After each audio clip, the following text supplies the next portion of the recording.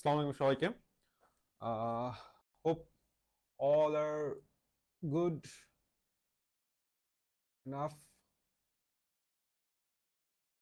আচ্ছা, ঠিক আছে।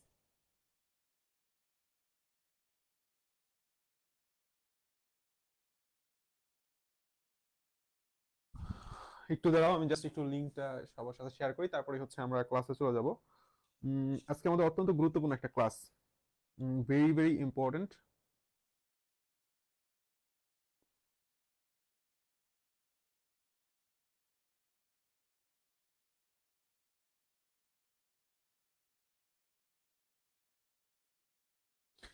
সেটা হচ্ছে আমাদের আজকের ক্লাসটা হচ্ছে কোষ রসায়নের উপর।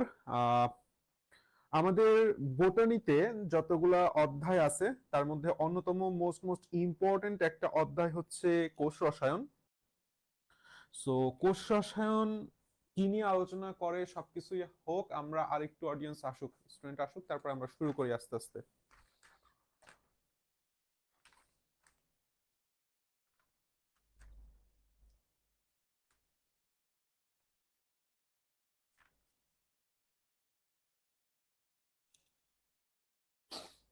ওয়ালাইকুম আসসালাম তুরা। ওয়ালাইকুম আসসালাম। হাতের অবস্থা মোটামুটি ঠিক আছে জুবাইর, আলহামদুলিল্লাহ হাত মোটামুটি ঠিক আছে, গুড, সমস্যা নাই। এক্সট্রা ইনফো গুলা একটু আলাদা করে দেন। ওকে, এক্সট্রা ইনফো আলাদা করেই দিব, সমস্যা নাই। এক্সট্রা ইনফো আলাদা করেই দিব, প্যারা নাই। ওকে, আসো আমরা শুরু করি। বিষয়টা হচ্ছে আহ কোষ শাসনে যে ঘটনাটা ঘটছে সেটা হচ্ছে দ্যাটস সামথিং লাইক, হ্যাঁ বাঁচা আছি, সমস্যা নাই, আমি বাঁচা আছি, সমস্যা নাই। ঘটনা হচ্ছে ছোটখাটো আর কি, অ্যাক্সিডেন্ট হয়েছে, যাই হোক। তো আমাদের আজকের যে অধ্যায়টা শুরু করব ইনশাআল্লাহ সেটা হচ্ছে আমাদের কোষ রসায়ন অধ্যায়টা। আসলে বলা যায় খুবই খুবই খুবই ইম্পর্টেন্ট অধ্যায়, অনেকটা ভাস্ট অধ্যায়, এবং এখানে কিছু নতুন কিছু মজার অধ্যায় আছে। অধ্যায়টা একই সাথে ইম্পর্টেন্ট, একই সাথে বড়, একই সাথে খুব মজার। তো অর্থাৎ এই অধ্যায়টা আমাদের আসলে টোটাল ফার্স্ট অফ অল শর্করা নিয়ে আলোচনা করছে, শর্করা নিয়ে আলোচনা করছে। এরপর হচ্ছে অ্যামাইনো অ্যাসিড, অ্যামাইনো অ্যাসিড নিয়ে আলোচনা করছে। অ্যামাইনো অ্যাসিডের পলিমার প্রোটিন নিয়ে আলোচনা করছে। প্রোটিনের পরে আলোচনা করছে লিপিড নিয়ে, এবং সবশেষে আমাদের আলোচিত বিষয় হচ্ছে, ওয়ালাইকুম আসসালাম Sumaiya Tajin, thank you very much. এবং সবশেষে হচ্ছে আমাদের এনজাইম নিয়ে আলোচনা করছে, ঠিক আছে। সো এই হচ্ছে আমাদের টোটাল 5টা পার্ট অধ্যায়। এই টোটাল 5টা জিনিস, 5টা রাসায়নিক বস্তু আমাদের যেটা জীবন ধারণের জন্য শক্তির উৎস হিসেবে কাজ করে, সেটা নিয়েই হচ্ছে আমাদের টোটাল কোষ রসায়ন অধ্যায়টা সাজানো হয়েছে। আমরা আজকে স্টার্ট করব হচ্ছে শর্করা। তো যেভাবে স্টার্ট করি সেভাবেই আসো। ফার্স্ট অফ অল ওয়ালাইকুম আসসালাম ঐশ্বরী, ওয়ালাইকুম আসসালাম। সেখান থেকে শুরু করি, আসো। ফার্স্ট অফ অল দেখো আমাদের শর্করা থেকে কি কি পড়তে হবে সিকিউ এর জন্য, সিকিউ সাজেশন যেটা আমি ক্লাসের প্রথমেই দিয়ে থাকি সেভাবেই করে শুরু করতেছি। আর এমসিকিউ তো আমি বইতে অবশ্যই পড়াই দিব। তো সিকিউ সাজেশনের মধ্যে সেটা হচ্ছে আমাদের সবচেয়ে গুরুত্বপূর্ণ একটা, সেটা হচ্ছে গ্লুকোজ, গ্লুকোজ, ফ্রুক্টোজ, ফ্রুক্টোজ এবং, আচ্ছা গ্লুকোজ ফ্রুক্টোজ এই দুটিকে রাখি। গ্লুকোজ ফ্রুক্টোজ, আর একটা হচ্ছে সুক্রোজ লাগবে। এরপরে আমাদের লাগবে হচ্ছে স্টার্চ, স্টার্চ, গ্লাইকোজেন, এবং শেষে লাগবে হচ্ছে আমাদের সেলুলোজ, সেলুলোজ। এছাড়া আমাদের কিছু তাত্ত্বিক বিষয়াবলী লাগবে। তাত্ত্বিক বিষয়াবলীর মধ্যে one of the most important একটা পার্ট, সেটা হচ্ছে আমাদের গ্লুকোজের, গ্লুকোজ শর্করার বিভিন্ন ব্যবহার আছে, ঠিক আছে। শর্করার বিভিন্ন ব্যবহার আছে, এই ব্যবহারগুলো আমাদের লাগবে। অর্থাৎ এই টোটাল 3টা জিনিস কিন্তু অনেক বড় বিষয়, দেখতে খুব কম লাগতেছে বাট অনেক বড় বিষয়, কারণ এর মধ্যে অনেক কিছু জিনিস আছে। তো চলো আমরা শুরু করি আজকের ক্লাস। সেটা হচ্ছে আমাদের শর্করা দিয়ে হচ্ছে আমরা সর্বপ্রথম শুরু করব, যে শর্করা। সো খাতা বের করে ফেলো। শর্করার একটা ইংলিশ নাম হচ্ছে কার্বোহাইড্রেট, কার্বোহাইড্রেট। তার মানে তুমি একটা জিনিস চিন্তা করতেছো যে কার্বোহাইড্রেট নামটাকে তুমি যদি ভাঙো তুমি দেখতে পাবা দুইটা পার্ট, একটা হচ্ছে কার্বো, দ্যাট মিন্স হচ্ছে কার্বন, কার্বন, আর একটা হচ্ছে হাইড্রেট, হাইড্রেট মানে কি পানি। তাহলে বিষয়টা হচ্ছে এরকম, পানির বাংলা হচ্ছে জল, তাই না? তাহলে কার্বোহাইড্রেট বলতে বোঝায় হচ্ছে কার্বন এর জলায়ন, কার্বনের কি জলায়ন। অর্থাৎ প্রাচীন মতবাদ অনুযায়ী এক অণু কার্বনের সাথে এক অণু পানি যুক্ত হলে, যুক্ত হয়ে যেই জাতীয় যৌগ গঠন করছিল, প্রাচীন মতবাদ, আমি বলতেছি আধুনিক না, প্রাচীন মতবাদ অনুযায়ী সেটাই হচ্ছে, সেই জাতীয় পদার্থগুলাকে, রাসায়নিক অণুগুলাকে বলা হয় হচ্ছে শর্করা, সেটাকেই বলা হয় হচ্ছে শর্করা বা কার্বোহাইড্রেট। তো এখন এইখান থেকে একটা সুন্দর জাস্ট এন লাগাই দাও, এইখানে একটা এন লাগাই দাও, টু এর পাশে একটা এন লাগাই দাও, ও এন পাশে একটা লাগাই দাও, এটা হচ্ছে শর্করার সাধারণ সংকেত। শর্করার কি সংকেত? সাধারণ ফর্মুলা। তো বলা হয়ে থাকে এইভাবে যে CnH2nOn যুক্ত যে সকল যৌগ তারাই আসলে কার্বোহাইড্রেট। কিন্তু কথাটা কিছুটা ভুল, কথাটা যথেষ্ট পরিমাণে ভুল। যেরকম তোমার এই সংকেত অনুযায়ী যদি তুমি গ্লুকোজ দেখো, যেরকম C6H12O6 এই সংকেত অনুযায়ী পড়ে, এই জন্য এই গ্লুকোজটা হচ্ছে এক প্রকার কি, এক প্রকার শর্করা। কিন্তু দেখা গেল যে এই সংকেত সব জায়গায় মানে না। যেরকম যেরকম একটা ব্যতিক্রম তোমাকে যদি একটু দেখাই, ব্যতিক্রম বিষয়টা কি, এই তত্ত্বের ব্যতিক্রম বিষয়টা কি, যেরকম আমরা চিনি, চিনির সংকেতটা কি C11H22। চিনির সংকেত ব্যবহার করব, চিনির সংকেত ভালো করে ব্যবহার করি, দাঁড়াও সরি আমার একটু ভুল হলো, এই যে C12H22, এইখানেই হচ্ছে মজার বিষয়টা। সেখানে কি আছে C12H22O11, এটা হচ্ছে আমাদের চিনির সংকেত। চিনির সংকেতে খেয়াল করো তো এই ফর্মুলাটা কি আসলে লাগছে, এই ফর্মুলাটা কি আসলে লাগছে? ফর্মুলাটা বললাম লাগে নাই, এই যে আমাদের ফর্মুলাটা ছিল সেটা কি এখানে আসছে? C12 হলে এখানে তো 24 হওয়ার কথা, তাই না? এখানে 24 হওয়ার কথা, আবার এখানেও 12 হওয়ার কথা, হয় নাই। কিন্তু চিনিও বললাম একটা কি শর্করা, চিনিও বললাম একটা গুরুত্বপূর্ণ শর্করা। সো তখন দেখা গেল আসলে আমাদের যে গুরুত্বপূর্ণ যে মতবাদটা ছিল, গুরুত্বপূর্ণ যে মতবাদটা ছিল, আচ্ছা গুরুত্বপূর্ণ যে মতবাদটা ছিল যে আমাদের সংকেতটা CnH2nOn হতে হবে, এটা আসলে কার্বোহাইড্রেটের সাধারণ সংকেত আর বলা যায় না। আবার আরেকটা ব্যতিক্রম হচ্ছে দেখো অ্যালডিহাইড, এই যে HCHO, এটাকে তুমি লিখতে পারো কি C1H2O1। তাহলে এটা তো আসলে কি একটা ফর্মালডিহাইড না? এটা হচ্ছে ফরমালিনের ব্যবহার করার জন্য, ফরমালিন তৈরির সময় ব্যবহার করা হয়, তাই না? ফরমালিন, এইভাবে লিখি, এইভাবে না লিখে ফর্মালডিহাইড লিখি, ফর্মালডিহাইড, ফর্মালডিহাইড। তো এইটা তো আসলে কি, এটা তো কোনো শর্করা নয়, এটা বললাম শর্করা, শর্করা নয়, এটা একটা অ্যালডিহাইড, এটা একটা পিওর অ্যালডিহাইড যৌগ, তাহলে এটা তো শর্করা নয়। তার মানে বোঝা গেল তখন আসলে বিজ্ঞানীরা ভাবলো যে না, এই কার্বনের জলায়ন তথা এই CnH2nOn সংকেতযুক্ত সবাই যে আসলে কার্বোহাইড্রেট, এই মতবাদটা ঠিক না, এই মতবাদ থেকে আমাদের বেরিয়ে আসতে হবে। তখন বিজ্ঞানীরা বলল যে একটা গ্লুকোজের সংকেত তো দেখি তো। গ্লুকোজটা হচ্ছে 6 কার্বন বিশিষ্ট একটা শর্করা। আমরা গ্লুকোজটা একটু আঁকি, 1 2 3 4 5, কত 3 আর 2 5, আর একটা হচ্ছে 6। গ্লুকোজের উপরের দিকে একটা অ্যালডিহাইড মূলক থাকে, নিচের দিকে CH2OH মূলক থাকে। এটাকে তুমি যদি একটু ভেঙে লেখো, এটাকে আমি যদি একটু ভেঙে লিখি, জিনিসটা দেখতে হচ্ছে কার্বনের জানি 4টা হাত আছে, তাই না? দুই পাশে 2টা হাইড্রোজেন আর এক পাশে থাকে হচ্ছে হাইড্রক্সিল। তো এইটা হচ্ছে আমাদের 1 number carbon, 2 number carbon, 3 number carbon, 4 number carbon, 5 number carbon. বাকি সব ক্ষেত্রে কার্বনের কয়টা হাত থাকে? 3টা হাত থাকে। সো আসো আমরা কার্বনের এই যে স্ট্রাকচারটা, এই স্ট্রাকচারটাকে বলা হয় হচ্ছে চেইন স্ট্রাকচার। কি স্ট্রাকচার? Chain structure. তো আমরা যখন কলেজে ছিলাম, আমাদের হচ্ছে রাজেন্দ্র কলেজে বোটানি পড়াইতো রাজু স্যার। তো রাজু স্যার হচ্ছে সেই লেভেলের বোটানি আমার কাছে মনে হইতো, পড়াইতো, আমার কাছে খুব ভালো লাগতো।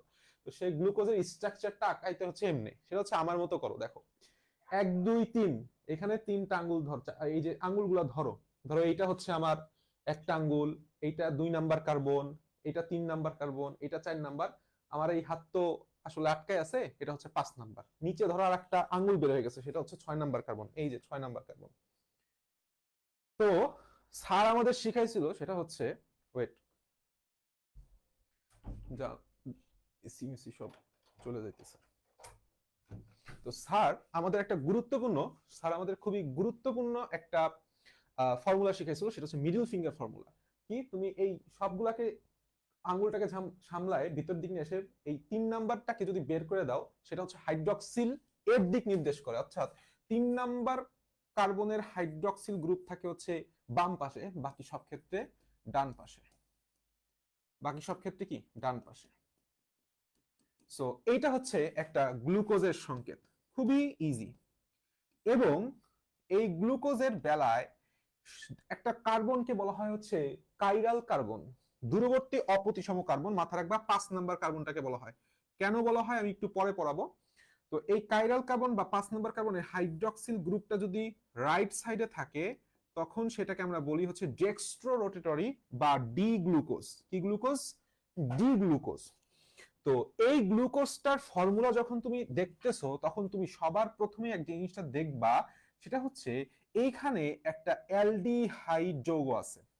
আবার ফ্রুক্টোজ যদি তুমি আঁকো, আচ্ছা আমরা একটা ফ্রুক্টোজ আঁকি গ্লুকোজের, ঠিক ফ্রুক্টোজও বললাম কি 4টা 5টা 6 কার্বন বিশিষ্ট শর্করা। এইখানে যে ঘটনাটা ঘটে CH2OH CH2OH, এই 2 নাম্বার কার্বন হচ্ছে ডাবল বন্ডে ও, বাকি সব সেম, বাকি সব সেম। কেমন? তাহলে তুমি একটা জিনিস খেয়াল করতেছো, এইখানে 1 নাম্বার কার্বনে একটা অ্যালডিহাইড গ্রুপ আছে, আর এইখানে 2 নাম্বার কার্বনে একটা কিটোন গ্রুপ আছে। এই গ্রুপটাকে বলা হয় কিটোন মূলক, আর এটাকে বলা হয় অ্যালডিহাইড মূলক। তখন বিজ্ঞানীরা সর্বাধুনিক যেই মতবাদটা, সেই মতবাদটা আনলো যে শর্করা হচ্ছে কতক অ্যালডিহাইড এবং কিটোন জাতীয় যৌগ। কি বলছি? অ্যালডিহাইড এবং কিটোন জাতীয় যৌগ, যাদের মধ্যে অনেকগুলা হাইড্রক্সিল গ্রুপ আছে। হাইড্রক্সিল গ্রুপ আছে, এই একটা, এই একটা, এই একটা, এই একটা, এই একটা। তাহলে অনেকগুলার ইংলিশ টার্ম হচ্ছে ম্যানি বা পলি। তাহলে শর্করাকে তখন তারা বলল শর্করা হচ্ছে পলিহাইড্রক্সি, পলিহাইড্রক্সি কি অ্যালডিহাইড, অ্যালডিহাইড কিংবা কিটোন, অ্যালডিহাইড কিংবা কিটোন। এখন কোনো আর ভুল নাই। তাহলে আমরা যদি বলা হয় যে আমাকে তুমি যদি জিজ্ঞেস করো ভাইয়া শর্করার ডেফিনিশন কি, তখন আমি বলবো শর্করার ডেফিনিশন হচ্ছে নাথিং এলস, শর্করা হলো অনেকগুলা হাইড্রক্সিল গ্রুপ যুক্ত অ্যালডিহাইড অথবা কিটোন জাতীয় যৌগ, কিংবা এমন অ্যালডিহাইড কিংবা কিটোন জাতীয় যৌগ যারা আদ্র বিশ্লেষিত হয়ে অনেকগুলা হাইড্রক্সিল গ্রুপ যুক্ত যৌগ প্রদান করে। বুঝাইতে পারছি? অনেকগুলা হাইড্রক্সিল গ্রুপ যুক্ত যৌগ প্রদান করে। কেন এটুক সেটা আমরা বিস্তারিত পরে জানবো। তাহলে আমরা এতক্ষণ যে জিনিসটা ছিলাম সেটা হচ্ছে কার্বোহাইড্রেটস এর বেসিক জিনিস। তাহলে আমরা বুঝতে পারছি কার্বোহাইড্রেটস কি। কার্বোহাইড্রেটস হচ্ছে এমন জাতীয় একটা রাসায়নিক যৌগ যাদেরকে আমরা কি বলছি, পলিহাইড্রক্সি অ্যালডিহাইড অথবা কিটোন। এই পলিহাইড্রক্সি বা একাধিক হাইড্রক্সিল গ্রুপযুক্ত অ্যালডিহাইড বা কিটোনকে কার্বোহাইড্রেট বলে। সো এখন আমরা সরাসরি চলে আসবো হচ্ছে কার্বোহাইড্রেটের শ্রেণীবিন্যাস। Very very very much important. তাহলে আমরা কার্বোহাইড্রেট আশা করি বুঝতে পারছি। ওয়ালাইকুম আসসালাম। আচ্ছা, এই চ্যাপ্টারের কয়টা ক্লাস হবে? এই চ্যাপ্টারের যথেষ্ট ক্লাস হবে, ঠিক আছে? যথেষ্ট ক্লাস আমি দেওয়ার চেষ্টা করব, সর্বোচ্চ সংখ্যক ক্লাস দেওয়ার চেষ্টা করব। হ্যাঁ, ভালো আছি আলহামদুলিল্লাহ, thank you very much. So আমাদের কার্বোহাইড্রেট সম্পর্কে বেসিক কথাবার্তা শেষ, আমরা সরাসরি চলে যাব এখন কার্বোহাইড্রেটের শ্রেণী বিভাগে। কার্বোহাইড্রেটের শ্রেণী বিভাগে আসো। শর্করা বা কার্বোহাইড্রেট।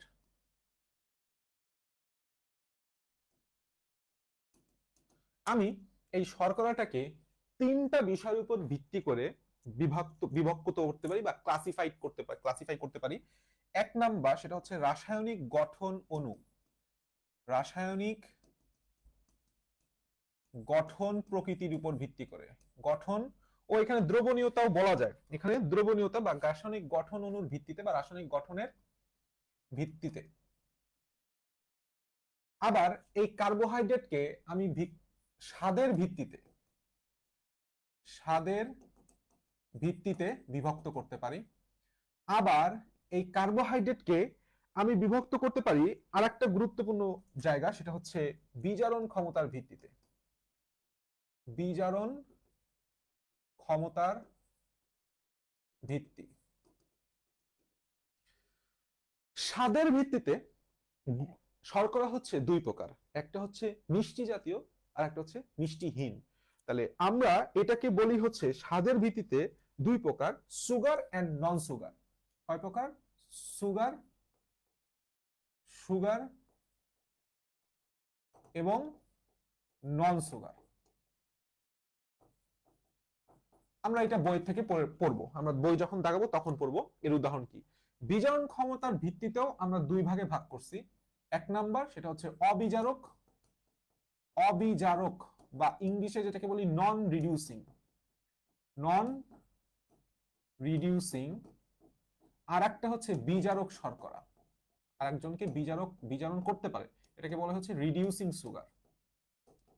রিডিউসিং সুগার কি কি আছে এটা আমি বই থেকে দাগাই দিব। এখন আসো রাসায়নিক গঠনের ভিত্তিতে।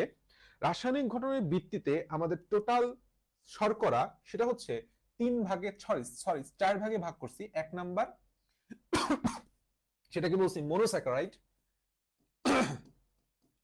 মোনোস্যাকারাইড, স্যাকারাইড শব্দের অর্থ হচ্ছে শর্করা। এরপর হচ্ছে ডাইস্যাকারাইড, যেখানে স্যাকারাইড রিং থাকে দুইটা, সেটাকে আমরা বলি হচ্ছে ডাইস্যাকারাইড। আমি বুঝাবো আর একটু পরে। স্যাকারাইড। এরপরটা হচ্ছে অলিগো স্যাকারাইড এবং লাস্ট অফ অল আসছে আমাদের পলিস্যাকারাইড। পলিস্যাকারাইড। এই রাসায়নিক গঠন অণুর ভিত্তিতে যে শর্করার চারটা ক্লাসিফিকেশনের মধ্যে সবচাইতে সরল শর্করাটা হচ্ছে মোনোস্যাকারাইড। কারণ মোনোস্যাকারাইড কাকে বলে? আমাদের আজকের পড়াশোনাটা হচ্ছে মোনোস্যাকারাইড নিয়ে, আজকের পড়াশোনাটা টোটালটাই হবে মোনোস্যাকারাইড নিয়ে। মোনোস্যাকারাইড হচ্ছে এমন শর্করা যেটাকে ভাঙলে আর তুমি কোনো শর্করা পাবা না, তুমি ডাইস্যাকারাইডকে ভাঙলে দুইটা মোনোস্যাকারাইড পাবা। তাহলে ডাইস্যাকারাইড বলতে কি বুঝাইছি? ডাইস্যাকারাইড বলতে বুঝাইছি দুইটা মোনোস্যাকারাইড। ডাই মানে দুই, স্যাকারাইড মানে হচ্ছে মোনোস্যাকারাইড, তাহলে দুইটা মোনোস্যাকারাইড। আর অলিগোস্যাকারাইডে 3 থেকে 10টা, কয়টা? 3 থেকে 10টি মোনোস্যাকারাইড পাওয়া যায়, মোনোস্যাকারাইড পাওয়া যায়। আর পলিস্যাকারাইডে 10-এর অধিক, মানে অসংখ্য, 10 এর অধিক লিখে রাখলাম। অধিক কি পাওয়া যায়? মোনোস্যাকারাইড পাওয়া যায়। তাহলে মোনোস্যাকারাইড হচ্ছে জাস্ট লাইক, তুমি একটা চিন্তা করো, সেলকে ভাঙলে কি আর কোনো সেল পাওয়া যাবে? পাওয়া যাবে না। বা টিস্যুকে ভাঙলে সেল পাওয়া যাবে, অঙ্গকে ভাঙলে সেল পাওয়া যাবে, তন্ত্রকে ভাঙলে সেল পাওয়া যাবে। That's something like that. যে এইখানে মোনোস্যাকারাইডটা হচ্ছে সবচেয়ে সরল শর্করা, এবং মোনোস্যাকারাইডটা সবচেয়ে গুরুত্বপূর্ণ। শর্করাটা তৈরি হয় হচ্ছে 3টা কার্বন থেকে। কয়টা কার্বন? 3টা কার্বন। আচ্ছা, আসসালামু আলাইকুম ভাইয়া। ওয়ালাইকুম আসসালাম। ওয়ালাইকুম আসসালাম, থ্যাংক ইউ। আচ্ছা, তাই আমি কি বলতেছি যে মোনোস্যাকারাইড হচ্ছে আমাদের আজকের পড়াশোনা। মোনোস্যাকারাইড শুরু হয় হচ্ছে 3টা কার্বন থেকে। এখানে একটা গুরুত্বপূর্ণ কথা আছে, আমরা সামনে আরেকটু পড়বো, সামনে আরেকটু গুরুত্বপূর্ণ কথা আছে, একটু ওয়েট করো, দাঁড়াও। আচ্ছা আসো, সেটা হচ্ছে এই মোনোস্যাকারাইডে যখন কার্বন সংখ্যা 3, তখন আমরা সেটাকে বলি হচ্ছে ট্রায়োজ। মোনোস্যাকারাইডের মধ্যে যখন কার্বন সংখ্যা 4 হতে পারে, তখন সেটাকে আমরা বলি টেট্রোজ। তখন আমরা সেটাকে কি বলি? টেট্রোজ। আবার মোনোস্যাকারাইডে কার্বনের সংখ্যা 5ও হতে পারে, তখন সেটাকে আমি বলি, কার্বনের সংখ্যা কত হতে পারে? 5 হতে পারে, তখন সেটাকে আমি বলি পেন্টোজ। কেমন? কার্বনের সংখ্যা 6 হলে আমরা সেটাকে বলি হচ্ছে হেক্সোস। আবার কার্বনের সংখ্যা 7 হলে তখন আমরা সেটাকে বলি হচ্ছে হেপ্টোস। আমাদের বইতে এই পর্যন্তই দেয়া, আমরা এই পর্যন্তই জানবো। ঠিক আছে, আমরা এই পর্যন্তই হচ্ছে জানবো। সো এখন আসো আমাদের পড়াশোনায়।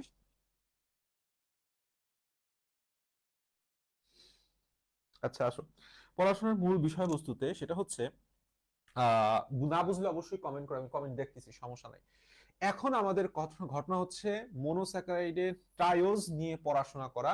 আমি তোমাকে একটা খুবই ইম্পর্টেন্ট কথা বলবো, এই অধ্যায়টা পড়ার আগে অবশ্যই অবশ্যই এই অধ্যায়ের একটা টেস্ট পেপার বা গাইড নিয়ে বসে এই অধ্যায় থেকে কিভাবে সিকিউ গুলা আসছে সেটা একটু মাথার মধ্যে নিবা। নাইলে অধ্যায়ের বই তুমি এটা পড়ে শেষ করতে পারবে না, বা পড়ার স্টাইলটা বুঝবা না। কি বলছি? টেস্ট পেপার বা গাইড দেখে সিকিউ গুলা একবার একটু চোখ বুলায় যাবা।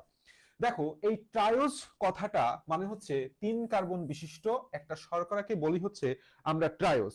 কিন্তু এখান থেকে কোনো ধরনের সিকিউ বললাম তোমাকে দিবে না, এখান থেকে কি আসবে? এমসিকিউ আসবে। যে একটা ট্রায়োজ, আমরা ট্রায়োজটাকে নিয়ে আসি। ট্রায়োজ, ট্রায়ো মানেই হচ্ছে 3 কার্বন বিশিষ্ট শর্করা যেখানে কার্বন সংখ্যা 3।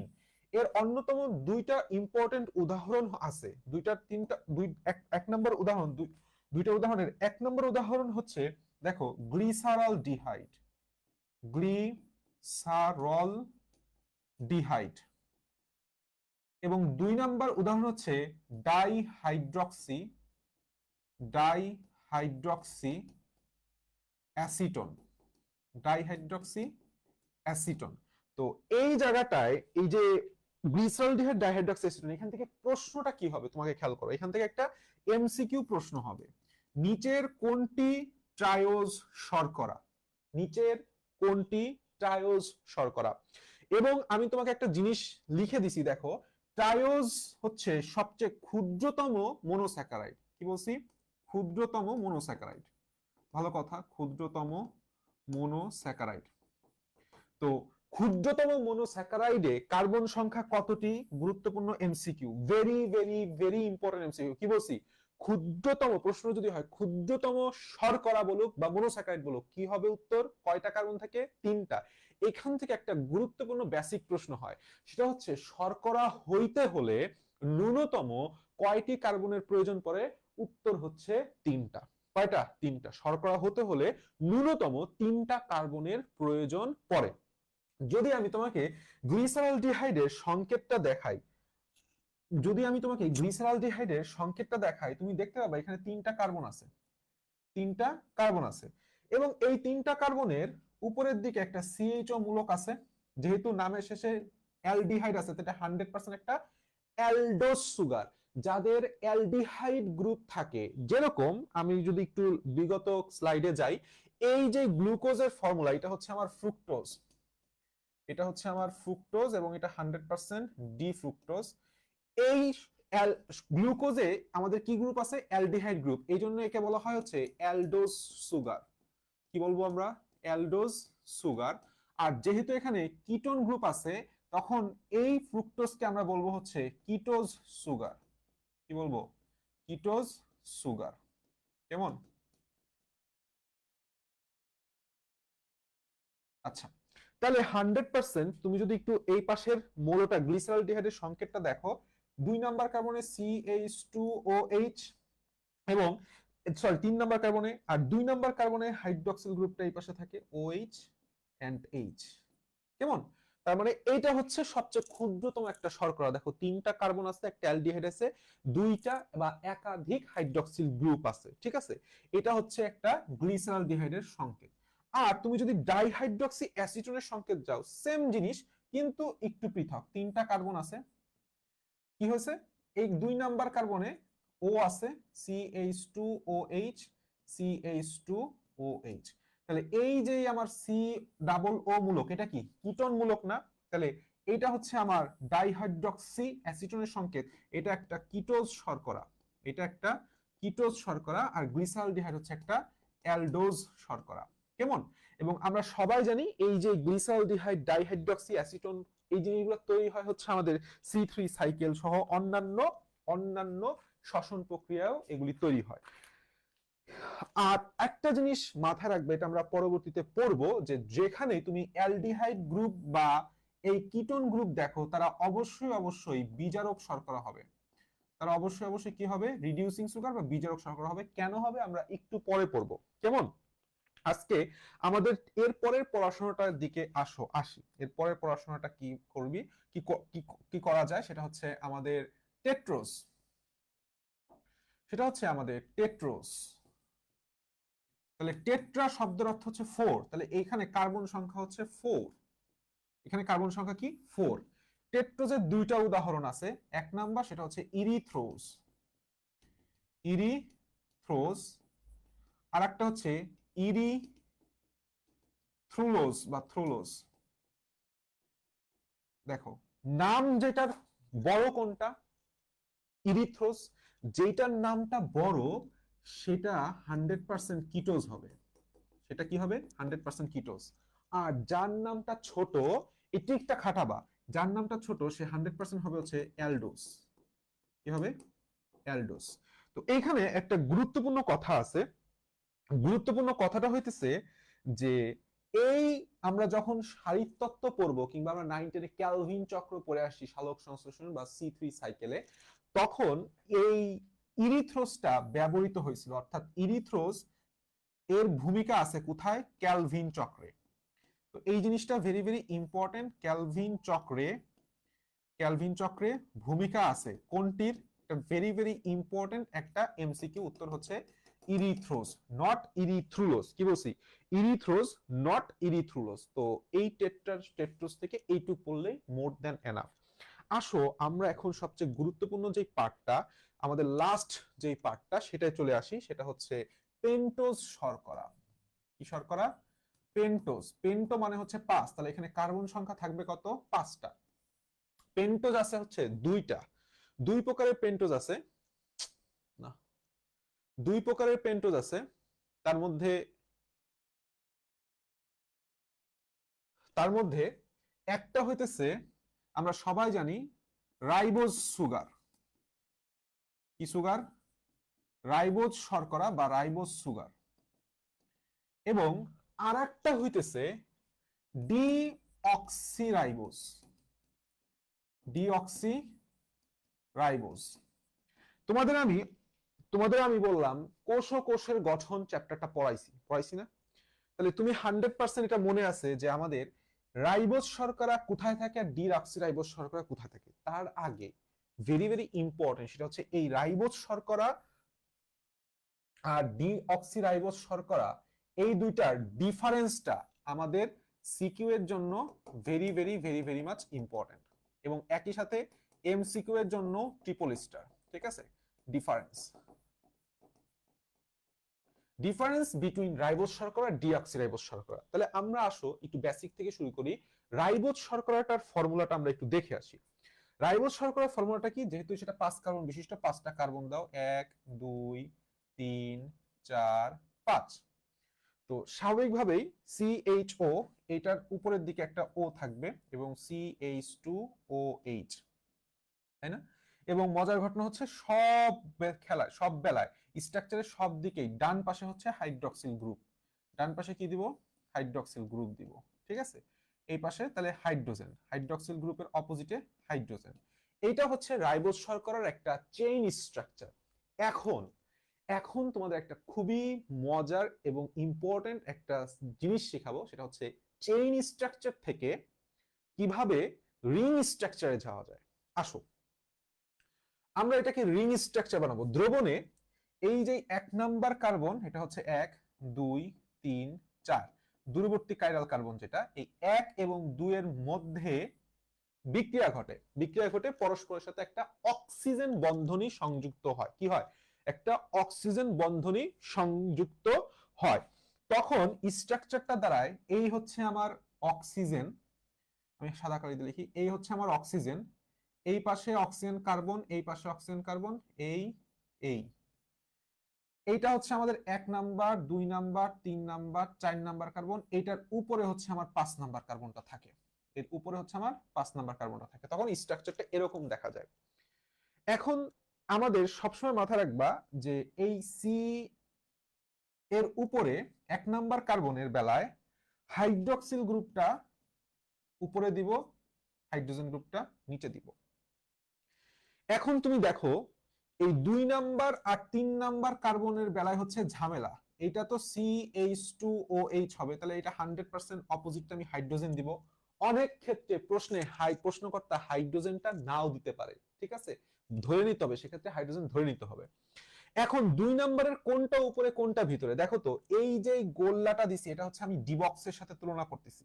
এই ডি বক্সের ভিতরে যা থাকবে সব যাবে হচ্ছে আমার এই রিং এর নিচে, তাহলে ডি বক্সের নিচে আছে হাইড্রক্সিল, তাহলে এই পাশে 2 নাম্বার কার্বনেও হাইড্রক্সিল নিচে, 3 নাম্বার কার্বনে হাইড্রক্সিল নিচে, তাহলে হাইড্রক্সিলের উপরে যাবে হাইড্রোজেন হাইড্রোজেন। দেখো আমার রাইবোজ শর্করা আঁকা হয়ে গেছে, রাইবোজ শর্করা কি হয়ে গেছে, আঁকা হয়ে গেছে, ঠিক আছে। এরা হচ্ছে, এদেরকে বলা হয় হচ্ছে রাইবোজের চেইন স্ট্রাকচার, এদেরকে কি বলা হয়, চেইন স্ট্রাকচার। আর এই পাশের রাইবোজোমের রিং স্ট্রাকচার, ঠিক আছে, রিং স্ট্রাকচার। তো এখন আমরা সবাই বললাম কোষ ও কোষের গঠন একটা গুরুত্বপূর্ণ পার্ট পড়ে আসছি, সেটা হচ্ছে এই রাইবোজ শর্করাটা কি গঠন করে, আরএনএ গঠন করে, আরএনএ গঠন করে। এবং একটা ইম্পর্টেন্ট পার্ট সেটা হচ্ছে এই যে রাইবোজ শর্করা তোমাকে আমি বলতেছি, এটা আবিষ্কার করে হচ্ছে এমিল ফিশার নামক একজন বিজ্ঞানী, এমিল ফিশার, এমিল ফিশার। এই কারণে এটা লিখতেছি কারণ এইটা আসে পরীক্ষায়, এটা আসে, নাইলে আমি এটা লিখতাম না। কে আবিষ্কার করছে, এমিল ফিশার আবিষ্কার করছে। এবং একটা গুরুত্বপূর্ণ কথা সেটা হচ্ছে এটি একটি কি, এটা 100% একটা অ্যালডোজ সুগার, এটা 100% একটা অ্যালডোজ সুগার, কারণ এর মধ্যে কি আছে, এর মধ্যে একটা অ্যালডোজ গ্রুপ আছে। এবং মোস্ট ইম্পর্টেন্টলি সে হচ্ছে গাঢ় হাইড্রোক্লোরিক অ্যাসিড HCl কনসেন্ট্রেটেড এর সাথে বিক্রিয়া করে একটা অ্যাসিড তৈরি করে যার নাম হচ্ছে ফারফিউরাল অ্যাসিড। কি অ্যাসিড, যার নাম হচ্ছে ফারফিউরাল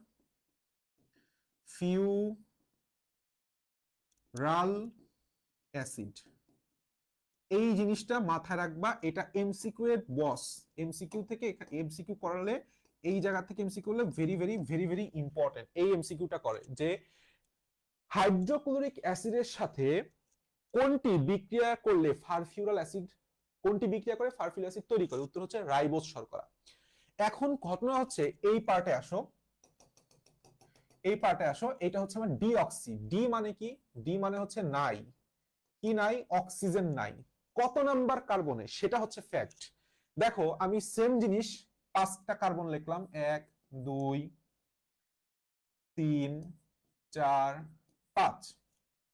তো এখন 5 নম্বরের বেলায় ঘটনাটা কি ঘটছে, যে এখানে 2 নাম্বার কার্বন কোনটা, 2 নাম্বার কার্বন হচ্ছে এই, এই 2 নাম্বার কার্বনে এখানে হাইড্রক্সিল ছিল, এইখানে হাইড্রক্সিল থাকে না, অর্থাৎ এখানে অক্সিজেন থাকে না।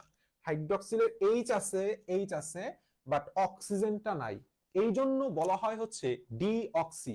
তোমাদের কমেন্টটা একটু দেখি, তোমাদের কমেন্ট অনেকক্ষণ দেখি না। আচ্ছা ঠিক আছে, বাকি সব সেম।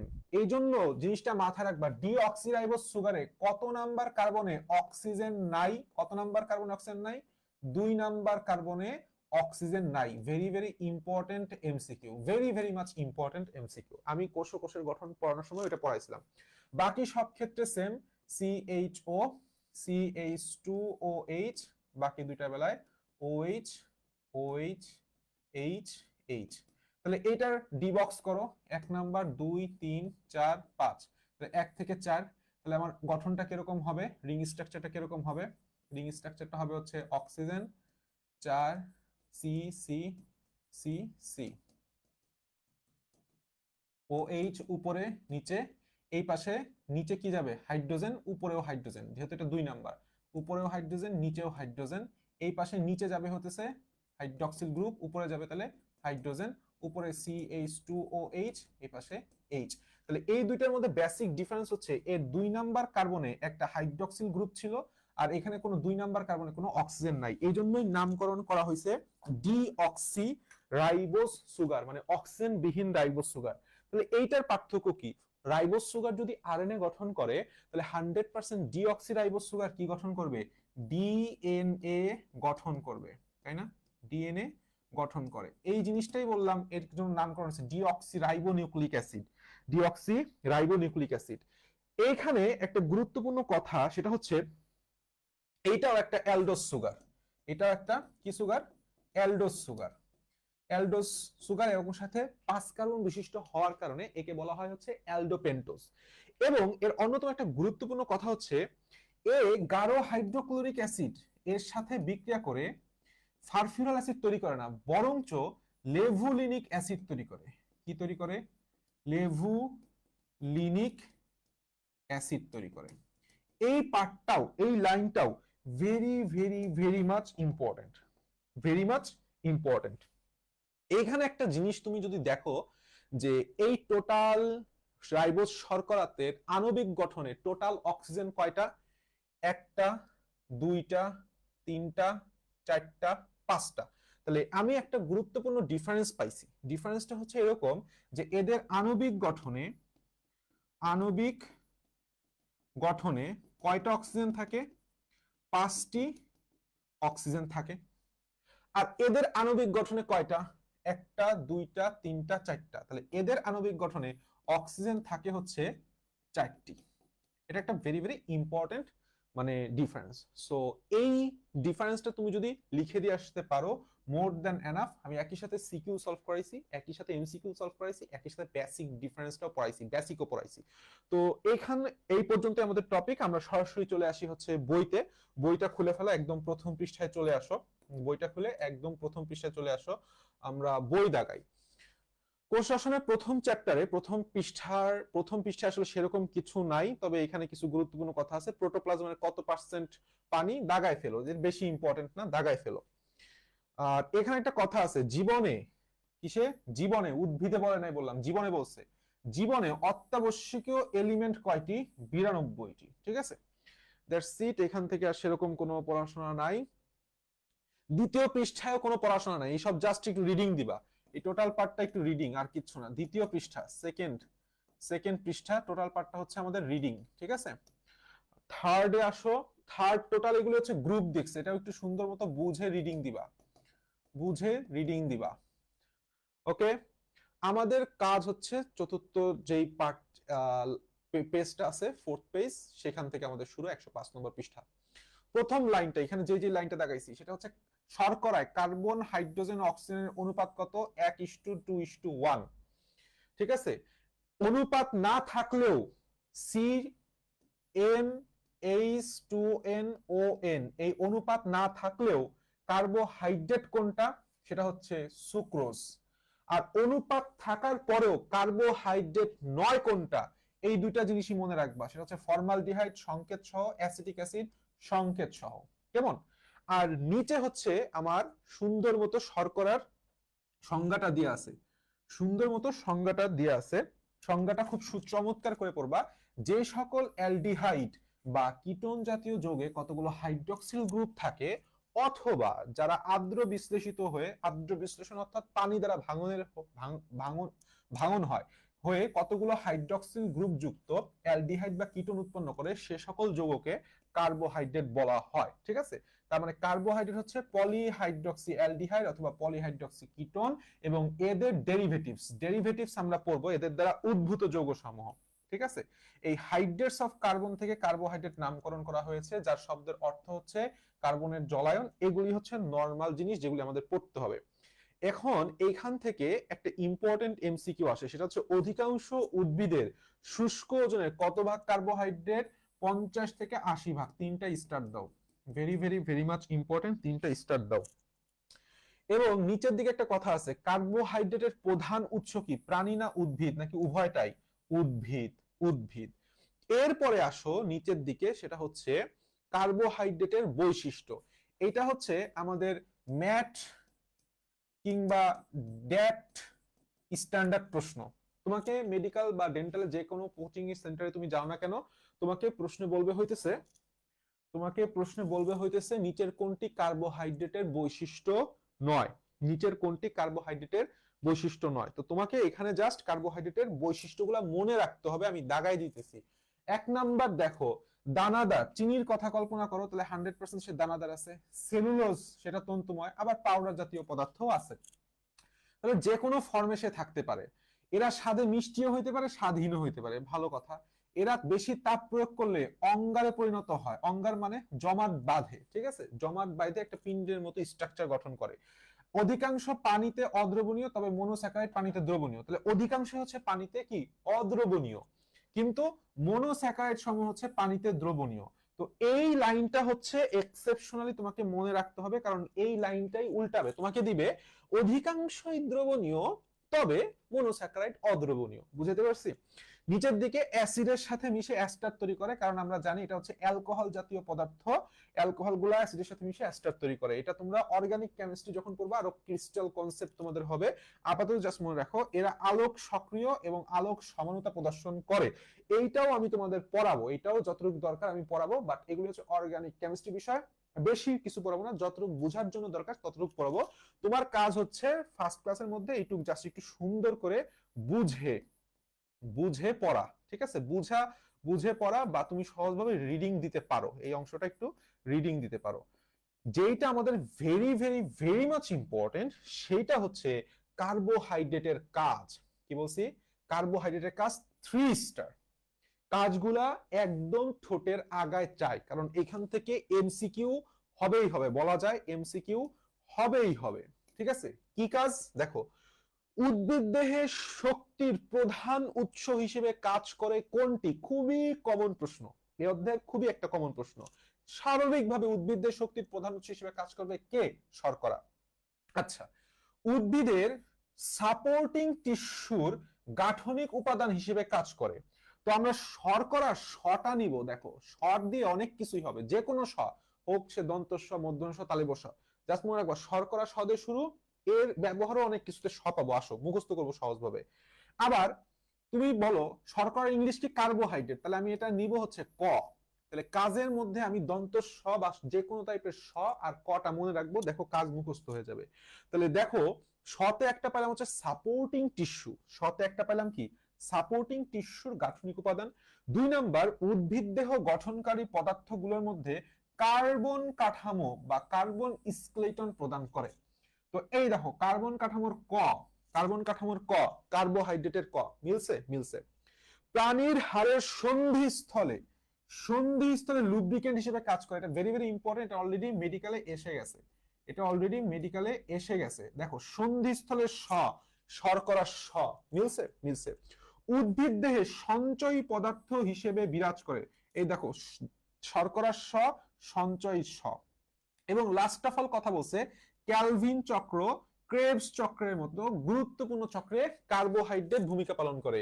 এই কার্বোহাইড্রেটের ক, ক্রেবস চক্রের ক, ক্যালভিন চক্রের ক। দেখো আমাদের কাজগুলো অলরেডি মুখস্থ হয়ে গেছে।